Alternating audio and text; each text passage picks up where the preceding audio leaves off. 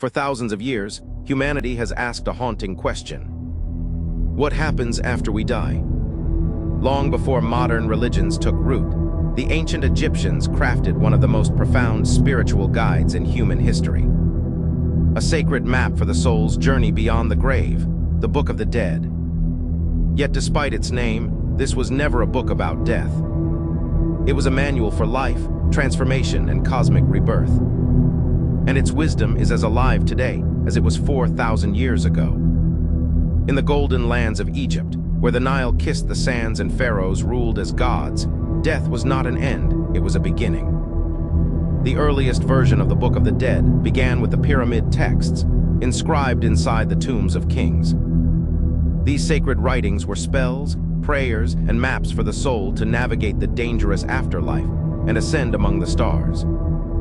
Over centuries, this knowledge evolved into the coffin texts, extending the promise of eternity beyond royalty, to nobles, officials, and eventually, anyone wise enough to seek it. By the time of the New Kingdom, these teachings were recorded on papyrus scrolls, vivid, powerful, and personal, guiding souls through the mysteries of existence.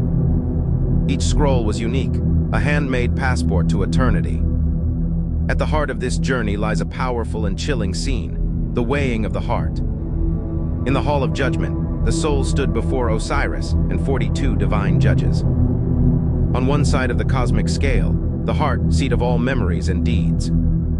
On the other, the feather of Maat, the embodiment of truth, balance, and cosmic order. If it was light, pure, and just, the soul would pass.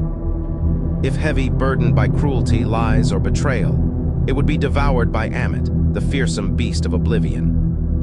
But the soul was not helpless. It came armed with the negative confession. I have not killed, I have not stolen, I have not spoken lies.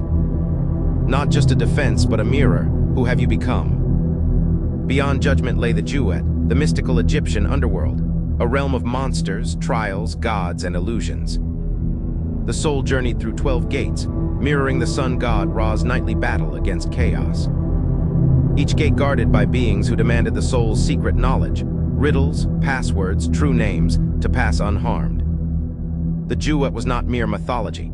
It was an inner reality, a confrontation with the soul's own fears, desires, and hidden truths.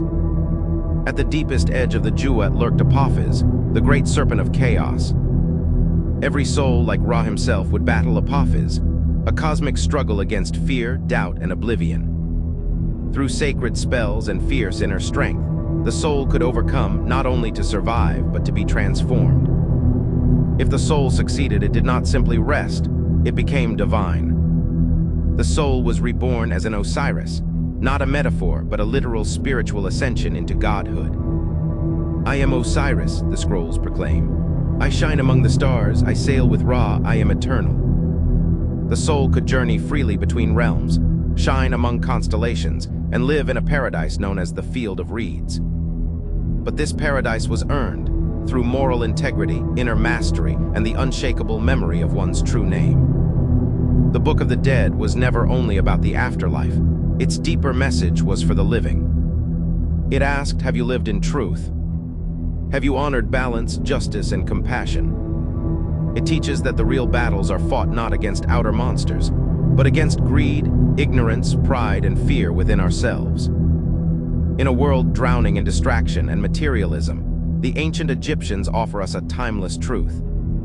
The soul must be nourished, the heart must be weighed, the self must be remembered. Not after death, now while we live. Because the greatest judgment is not by gods in the sky, but by the silent truth we carry in our own hearts.